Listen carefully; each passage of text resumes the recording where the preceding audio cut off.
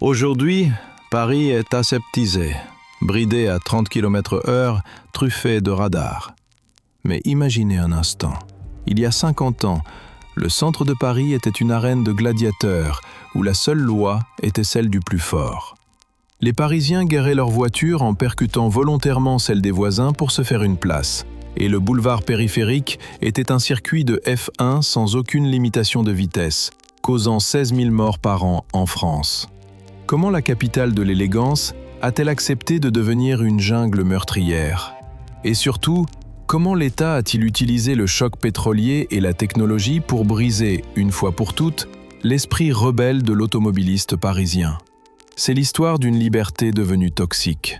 Les touristes américains ou britanniques observaient la scène, figés par la terreur et l'incompréhension, voyant d'élégants hommes en costume-cravate démolir systématiquement la face avant de leur véhicule neuf, simplement pour aller acheter une baguette à la boulangerie. C'était un écosystème darwinien impitoyable. Une loi du plus fort où votre survie ne dépendait absolument pas de votre respect des règles, mais de l'épaisseur de vos nerfs et de la résistance physique de l'acier de vos pare-chocs. Observez le silence aseptisé de la rue en bas de chez vous aujourd'hui. Pourriez-vous seulement imaginer prendre votre voiture moderne, avec ses capteurs électroniques et ses plastiques fragiles, et l'encastrer délibérément, violemment, dans le véhicule de votre voisin pour vous garer sans que personne n'appelle la police ou ne laisse un mot d'excuse sur le pare-brise? Dites-moi dans les commentaires. Ressentez-vous une secrète nostalgie pour cette liberté mécanique brutale et sans filtre? Ou pensez-vous que les automobilistes parisiens des années 70 étaient tout simplement devenus complètement fous? Car avant que l'État ne finisse par déclarer une guerre d'usure impitoyable à cet automobiliste rebelle, avant de l'étouffer financièrement avec des parcs-mètres et de le terroriser avec des radars, il faut observer l'épicentre absolu de ce chaos. Il nous faut descendre dans l'arène la plus terrifiante de la capitale. Un cercle de pavés titanesques, dépourvu du moindre feu rouge, dépourvu de la moindre ligne blanche, où 12 avenues crachaient des milliers de tonnes d'acier à pleine vitesse chaque heure, et où le simple fait de s'engager au volant relevait exactement de la roulette russe.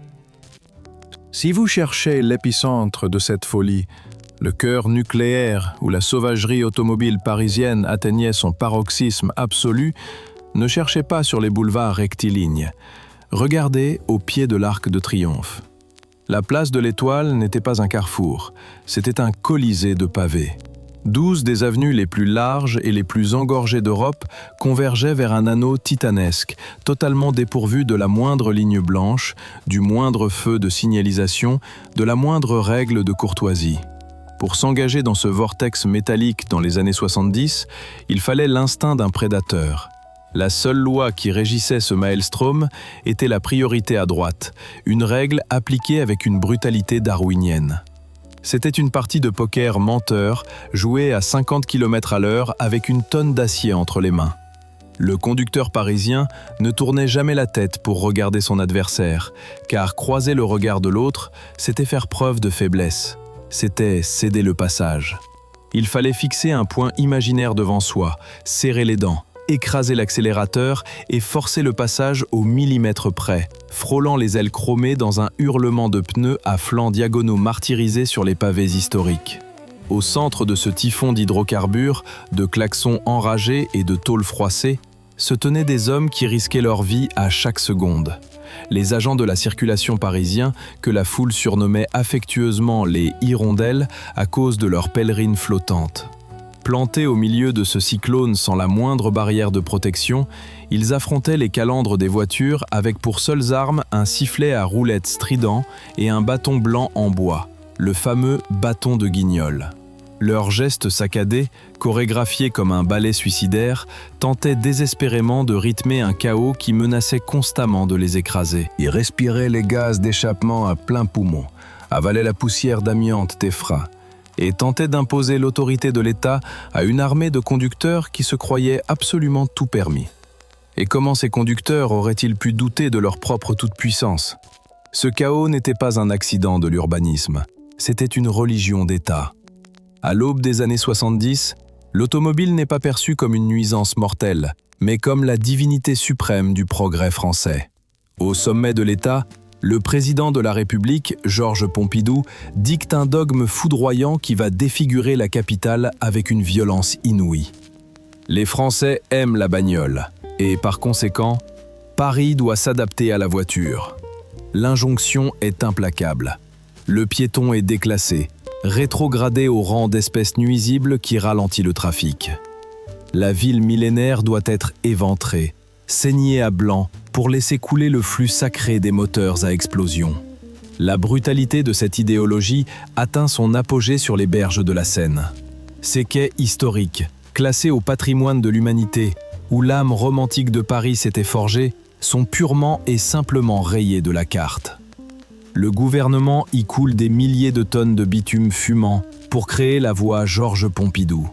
Une autoroute urbaine, un couloir de vitesse brutale injecté directement dans le cœur des quartiers les plus prestigieux du monde. L'eau du fleuve ne reflète plus l'architecture séculaire. Elle reflète les phares jaunes des DS et des Peugeot 504 filant à toute allure.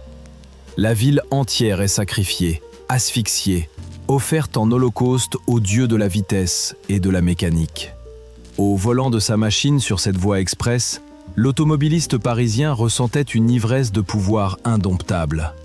Il était le maître incontesté de l'espace public, régnant en despote sur une métropole qui s'était littéralement prosternée devant ses 4 roues. Mais observez bien ces images d'archives de la place de l'Étoile.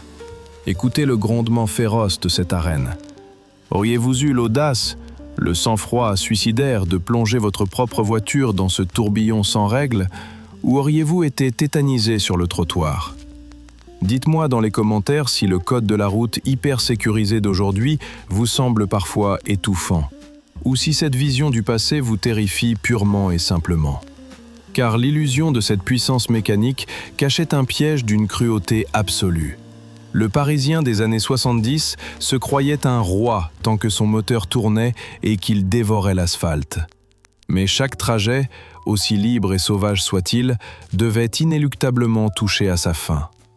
Le conducteur devait éteindre son moteur, il devait s'arrêter. Et c'est exactement à la seconde où les roues cessaient de tourner que l'euphorie s'effondrait, laissant place à la pratique la plus brutale et la plus incompréhensible de la capitale. Comment ranger 1 million d'armes d'acier dans une ville historique qui ne possédait quasiment aucun parking souterrain, sans devoir littéralement défoncer la propriété de son voisin à coups de bélier? Le moteur s'éteint. Le hurlement des cylindres se tait et le roi de l'asphalte redescend brutalement de son piédestal pour affronter l'équation mathématique la plus insoluble, la plus désespérante de l'urbanisme du XXe siècle. Car rouler dans Paris exigeait du courage, mais s'y arrêter relevait de la sorcellerie pure et simple. Dans les années 70, la capitale est une nasse, une prison à ciel ouvert, conçue pour l'architecture haussmannienne du XIXe siècle, mais forcée d'avaler une invasion industrielle monstrueuse.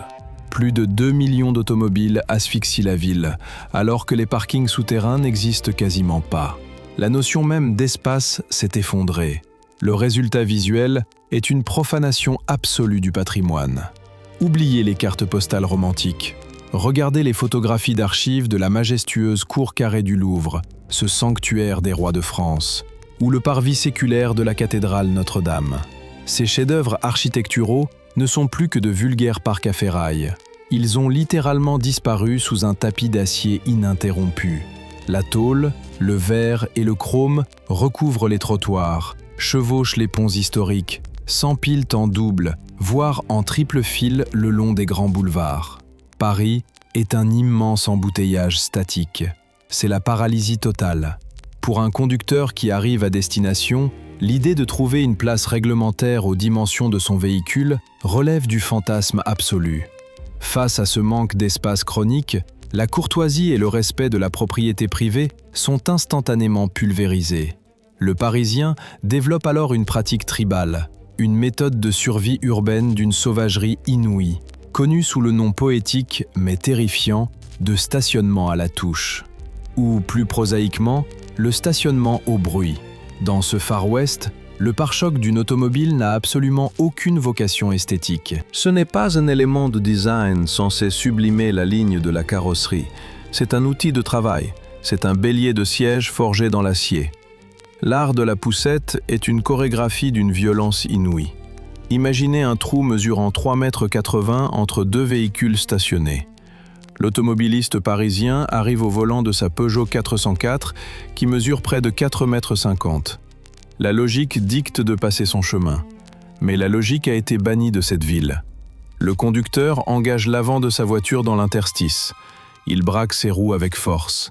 Et puis, il recule. Il ne regarde pas dans son rétroviseur central pour évaluer la distance. Il s'en moque éperdument. Il recule jusqu'à ce qu'un fracas métallique sourd, un craquement de tôle pliée et le bruit du verre des phares qui tremble lui indiquent qu'il a percuté le véhicule de derrière. Le boom. Sans la moindre hésitation, il enclenche la première vitesse, écrase l'accélérateur et vient violemment percuter le pare-choc de la voiture garée devant lui. Le second boom. La technique du boom-boom. Il ne s'agit pas d'un accident. Il s'agit d'un acte délibéré, assumé, répété avec un acharnement mécanique. L'automobiliste utilise la masse de son propre moteur pour littéralement pousser, à la force brute, les tonnes d'acier des voitures voisines.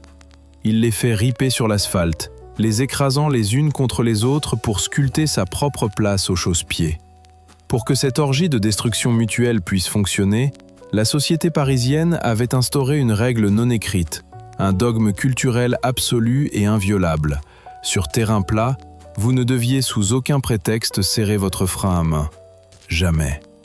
Laisser sa voiture garée avec une vitesse enclenchée ou le frein de stationnement tiré était considéré comme un acte de haute trahison, un égoïsme insupportable.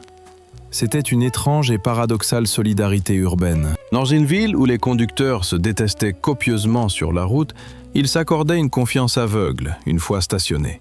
Vous laissiez votre véhicule vulnérable, au point mort, libre de rouler, acceptant silencieusement l'idée qu'un inconnu allait utiliser sa calandre pour déplacer votre propriété de plusieurs mètres pendant votre absence. Le spectacle dans les rues était d'une brutalité ahurissante pour quiconque n'y était pas préparé.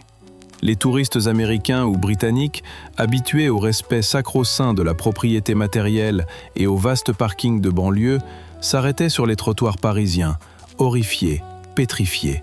Ils observaient, l'œil écarquillé, des hommes vêtus de somptueux costumes sur mesure, l'air tout à fait respectable, le visage impassible, en train d'emboutir frénétiquement la face avant d'une Citroën 2 chevaux flambant neuve. La petite 2 chevaux, avec sa suspension souple, tanguait d'avant en arrière comme un bateau ivre dans une tempête à chaque coup de bélier, ses fins pare-chocs tubulaires pliant comme de vulgaires trombones sous l'assaut. C'était le ballet métallique de la capitale. Les chromes étaient rayés, lacérés, arrachés. Les plaques d'immatriculation étaient pliées en accordéon. Les optiques de phare pendaient, pendouillantes au bout de leurs fils électriques. Une voiture sans rayures à Paris était une anomalie suspecte, la preuve que son propriétaire ne vivait pas réellement dans la ville. Détruire l'intégrité physique de son véhicule était le prix incompressible à payer pour avoir le droit de consommer l'espace public. C'était une démonstration de force, une déclaration d'indépendance brutale et sans filtre. Le Parisien aimait sa bagnole, mais il la battait à mort chaque jour sur l'autel de son propre confort immédiat. Seriez-vous capable de supporter cela aujourd'hui?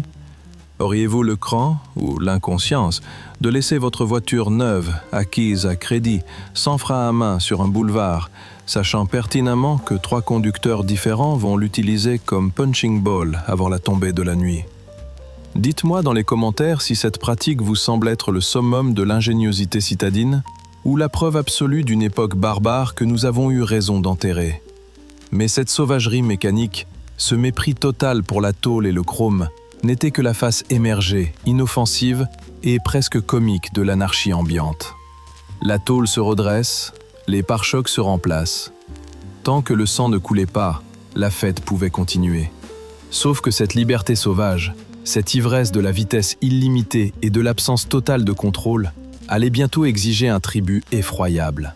La récréation mécanique touchait à sa fin, car les compteurs de vitesse allaient se transformer en armes de destruction massive. Au-delà des pare-chocs rayés du centre-ville, un monstre de béton gris de 35 km venait d'être inauguré autour de la capitale, et il s'apprêtait à devenir le plus grand, et le plus impitoyable abattoir d'Europe. Tordrer le fin pare-choc d'une Renault 4 au coin d'une rue n'était qu'un jeu d'enfant, une plaisanterie inoffensive, tolérée par une société insouciante. L'acier se redressait, les rayures se polissaient. Mais la complaisance d'une nation entière face à l'automobile cachait une vérité infiniment plus sombre. Car pendant que les Parisiens jouaient aux autotamponneuses sur les pavés du centre-ville, les ingénieurs de l'État coulaient le béton d'un monstre monumental. Un anneau de 35 km de bitume censé ceinturer la capitale, fluidifier le trafic et propulser Paris dans le XXIe siècle. Le 25 avril 1973, le Premier ministre inaugure le boulevard périphérique. C'est le triomphe absolu de l'idéologie de Georges Pompidou. Une artère colossale, une piste d'accélération ininterrompue, injectée directement à la lisière de la ville millénaire. Sur le papier, c'est un chef-d'œuvre de l'urbanisme moderne. Dans la réalité, c'est l'ouverture des portes de l'enfer. Parce qu'au moment où les barrières s'ouvrent et que les premiers conducteurs s'engouffrent sur ces voies immaculées, une règle d'une absurdité terrifiante prévaut. Il n'y a aucune limitation de vitesse. Absolument aucune. Imaginez la scène avec les standards d'aujourd'hui. Vous êtes à la porte de Clignancourt. Vous enfoncez l'accélérateur de votre Citroën SM à moteur Maserati ou de votre Porsche 911. Le compte-tours s'affole. 130, 150, 180 km/h. Vous slalomez entre des Peugeot 404 familiales et des estafettes d'artisans, au cœur même d'une agglomération de plusieurs millions d'habitants. Et vous êtes dans la plus stricte, la plus totale légalité. Le périphérique n'est pas une route de contournement. C'est un circuit de Formule 1 ouvert au grand public, gratuit et sans arbitre.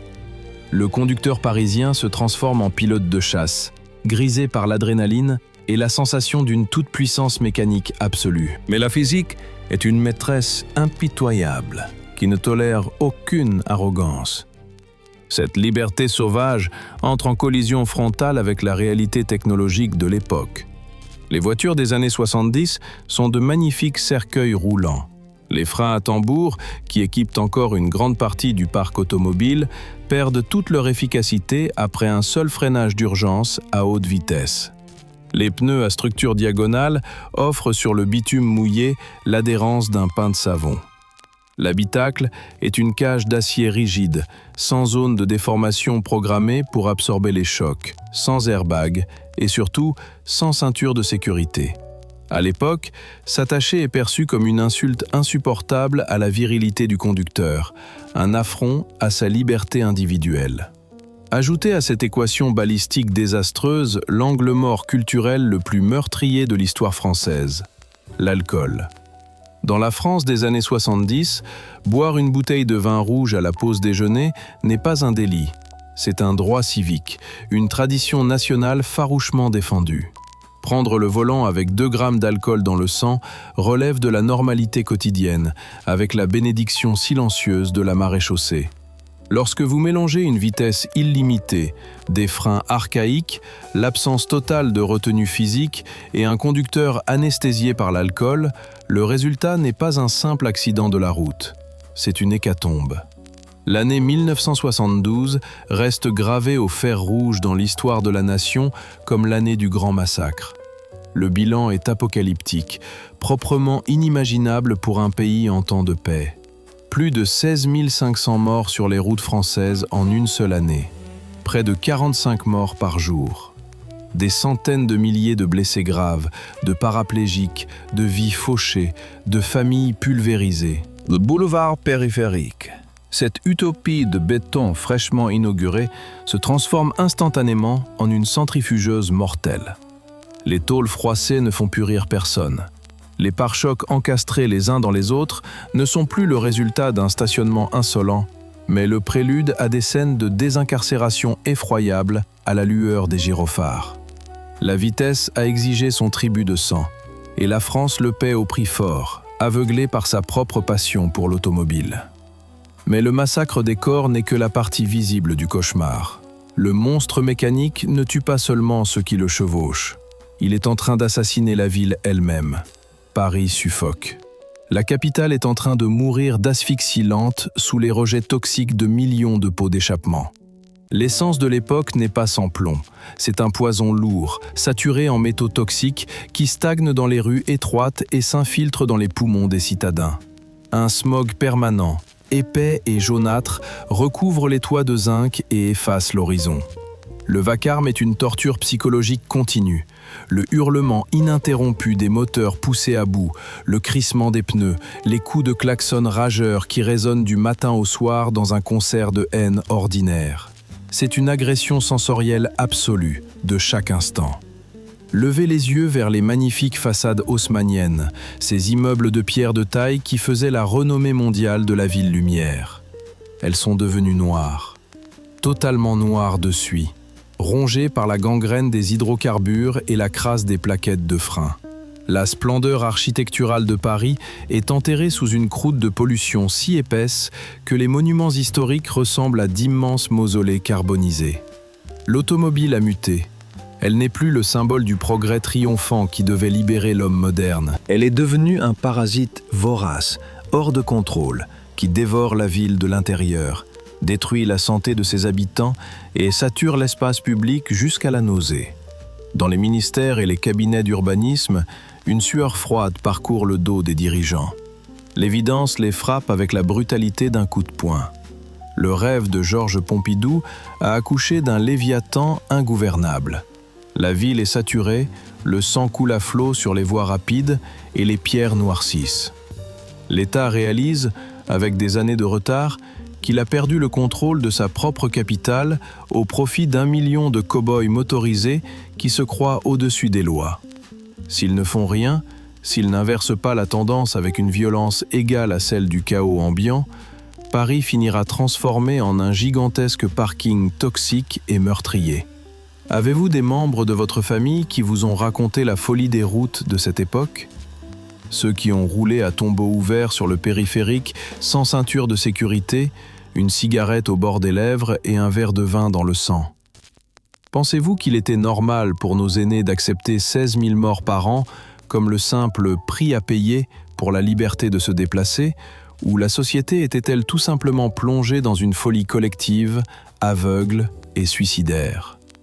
Racontez-moi les histoires glaçantes de vos aïeux dans les commentaires, car le point de rupture vient d'être atteint, et le retour de bâton va être d'une cruauté absolue. Le gouvernement est acculé, le dos collé au mur.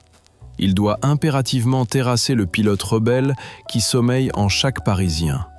Il doit briser, broyer la loi du plus fort. Mais comment mater une population de millions de conducteurs qui considèrent la vitesse illimitée et l'occupation sauvage de l'espace public comme des droits de l'homme fondamentaux, inaliénables?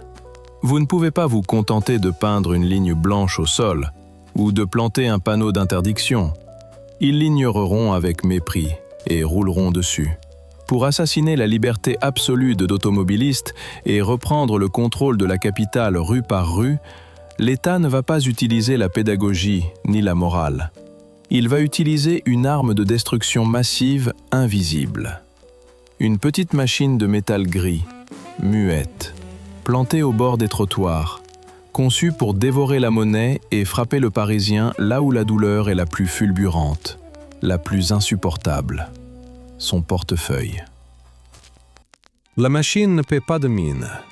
Elle est grise, d'une laideur bureaucratique absolue, plantée sur le trottoir parisien en 1971 comme un pieu d'acier enfoncé dans le cœur de la liberté automobile. C'est l'horodateur, le premier parc-mètre.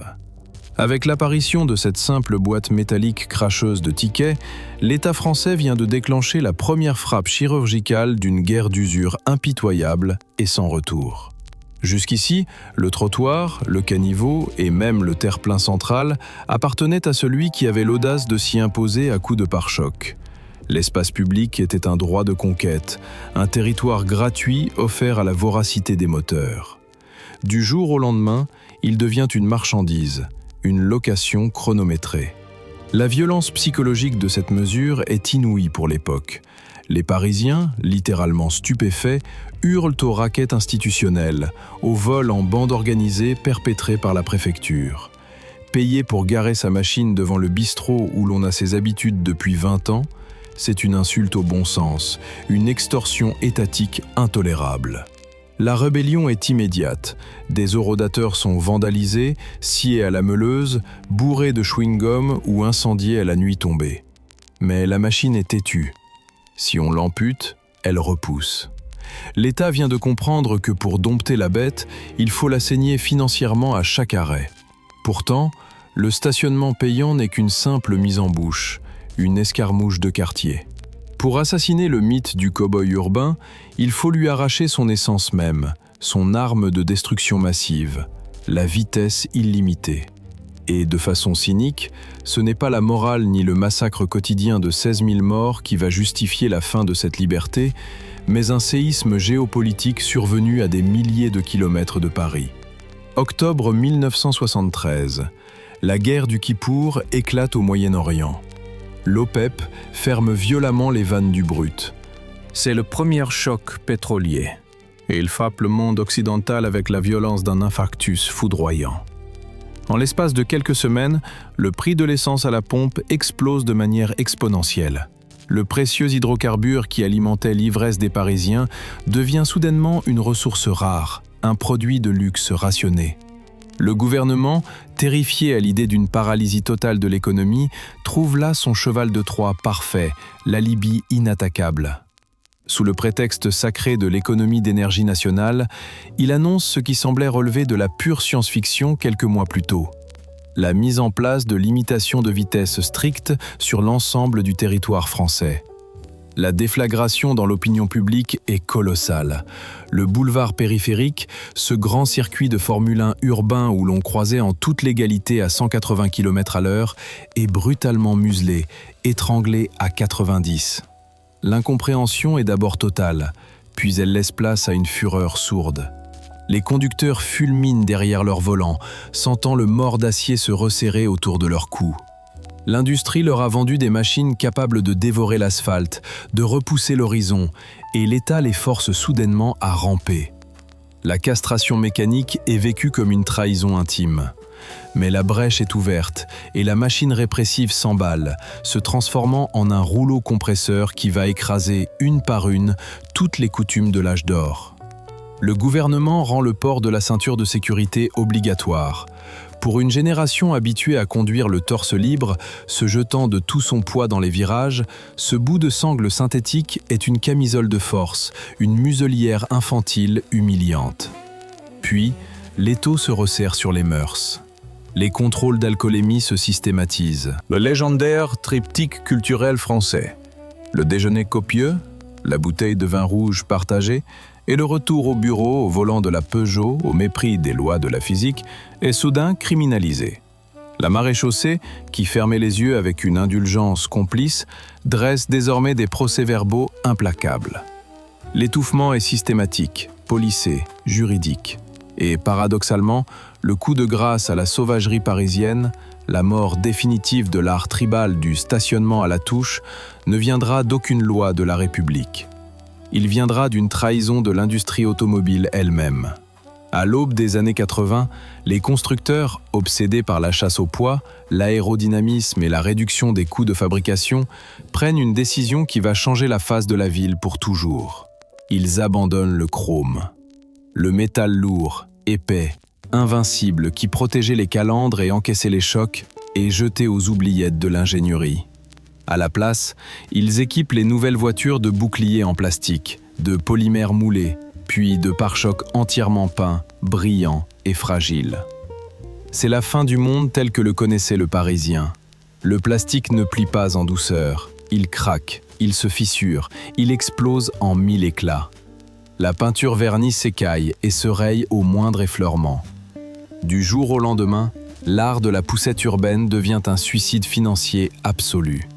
Percuter la voiture de derrière pour se faire une place ne se solde plus par un rire étouffé et une légère égratignure invisible. Cela se solde par un sinistre, un constat amiable et une facture de plusieurs milliers de francs chez le carrossier. La fragilité obscène des nouveaux matériaux instille une paranoïa nouvelle. Le conducteur parisien, jadis gladiateur de tôle régnant par la force, devient un animal craintif, incapable de se garer s'il n'a pas un mètre d'espace devant et derrière, terrifié à l'idée d'effleurer le bouclier en résine de son voisin. Le boum-boum est mort, assassiné par l'obsolescence esthétique. La solidarité virile du frein à main desserré s'éteint. Le Parisien se met à verrouiller sa voiture, le frein de stationnement tiré à la limite de la rupture des câbles, protégeant farouchement sa bulle de plastique. Et c'est sur cette proie rendue vulnérable, enfermée dans ses nouvelles peurs aseptisées, que l'État va porter le coup fatal. Le coup de grâce absolu qui annihilera jusqu'à la racine même de la rébellion routière. Nous sommes au début des années 2000. Sous la présidence de Jacques Chirac, le ministère de l'Intérieur déploie l'arme définitive de l'asservissement psychologique, le radar automatique. Ce n'est plus un gendarme avec des jumelles caché derrière un buisson, un homme avec qui l'on pouvait encore négocier, discuter de la météo ou implorer la clémence. C'est une boîte blindée en acier, un œil cyclopéen, froid, impassible, qui ne dort jamais, qui ne discute sous aucun prétexte et qui ne fait aucune distinction entre le ministre en limousine et l'ouvrier en utilitaire. Le flash stroboscopique qui déchire soudain la nuit parisienne n'est pas seulement le signal photographique d'une amende à payer, c'est le flash de l'exécution publique et sommaire du pilote de chasse. Le radar automatique injecte un poison nouveau dans l'habitacle, une angoisse continue, une terreur administrative invisible. La paranoïa change de cible.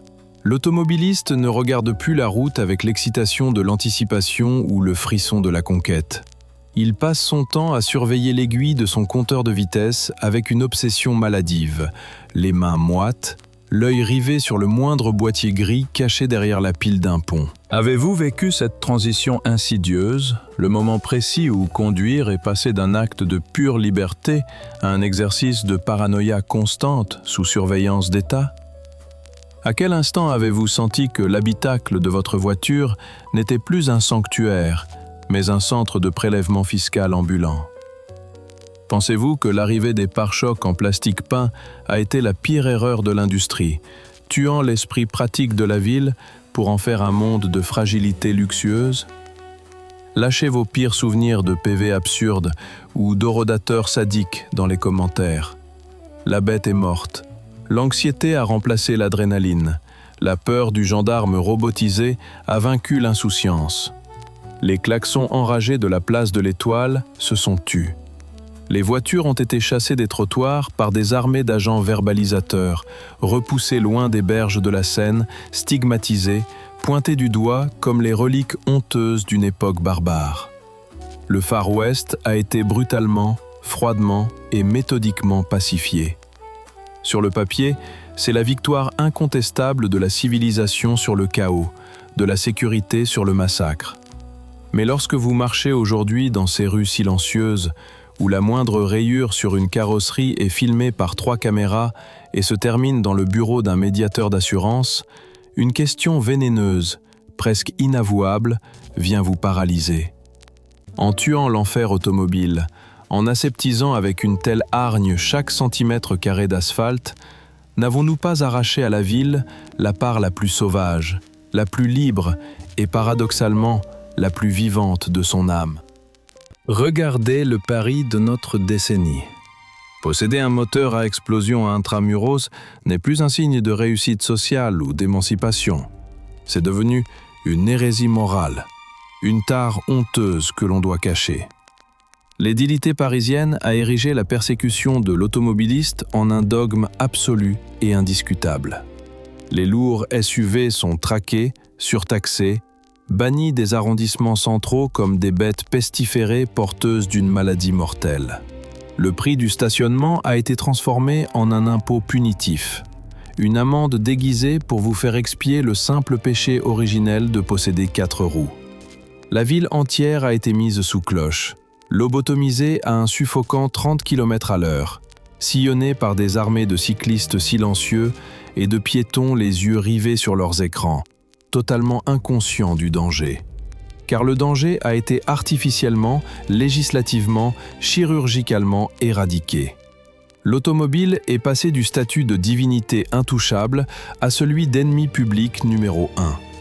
Mais lorsque nous regardons ces images d'archives granuleuses, ces films en Super 8 où une Citroën 2 chevaux défonce allègrement le nez d'une Simca pour s'insérer au forceps sur un trottoir de Saint-Germain-des-Prés, pourquoi une vague de nostalgie aussi puissante, aussi irrationnelle, vient-elle nous serrer la gorge ? Ce n'est pas parce que nous sommes des monstres sanguinaires qui regrettons l'époque où les routes faisaient 16 000 morts par an.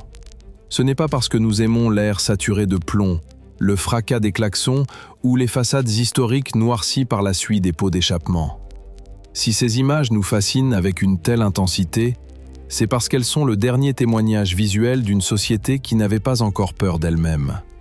La mort du pare-choc en métal n'était pas une simple évolution de l'ingénierie industrielle pour alléger le poids des véhicules. C'est la métaphore la plus cruelle, la plus exacte et la plus douloureuse de notre mutation psychologique collective. Dans le Paris des années 70, l'acier contre l'acier symbolisait une nation rugueuse, virile, audacieuse, solidaire jusque dans son propre chaos.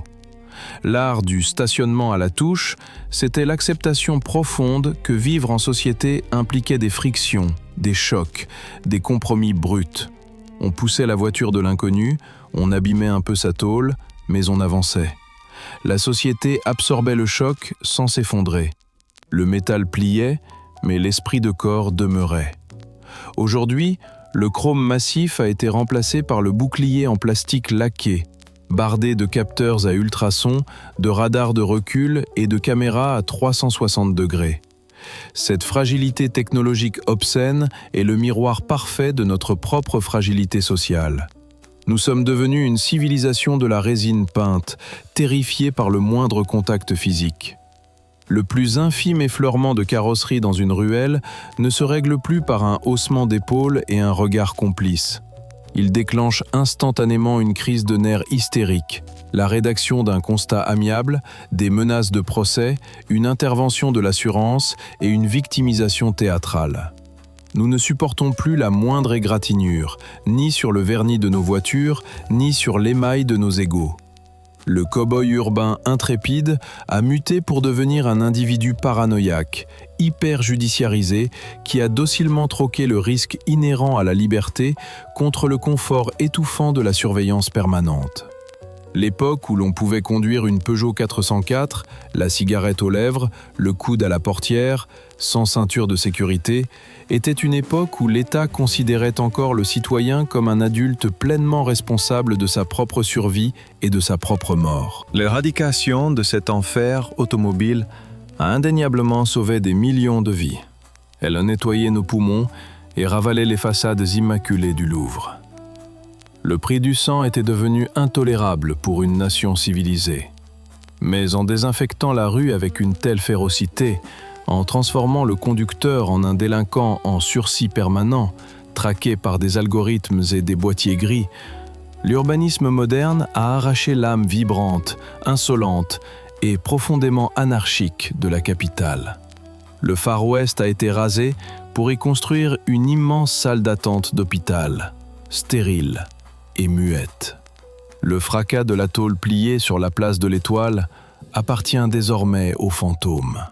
Face à ce basculement, êtes-vous profondément nostalgique de cette époque où le danger côtoyait une liberté absolue et sans filtre, ou considérez-vous que l'extermination du chaos parisien était la seule et unique voie possible pour sauver la civilisation?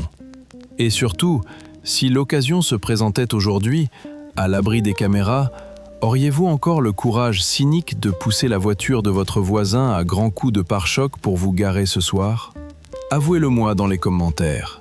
Le cow-boy français a été désarmé, mis à pied et condamné au silence. L'utopie d'un réseau bitumé où la vitesse n'avait d'autre limite que la puissance du moteur a été définitivement étouffée sous une montagne de procès-verbaux et de moralité écologique. Mais si vous pensez un seul instant que cette croisade de la bureaucratie contre la sauvagerie mécanique s'est arrêtée aux frontières de l'Hexagone, vous commettez une erreur d'appréciation fatale. Car pendant que la France pleure la fin de son insolence et roule au pas, le dernier sanctuaire mondial de la vitesse absolue, le seul ruban d'asphalte sur cette planète où des monstres de 1000 chevaux peuvent encore légalement pulvériser la barre des 300 km/h, est actuellement encerclé. L'Allemagne pensait que son autobahn était intouchable, protégé par un dogme sacré et une supériorité industrielle inébranlable. Il se trompait lourdement. L'ordre d'exécution vient d'être signé dans l'ombre, et l'arme qui va anéantir le mythe de l'autoroute allemande n'est ni un radar, ni une directive écologique, mais une trahison empoisonnée venue de l'intérieur même de leur propre industrie.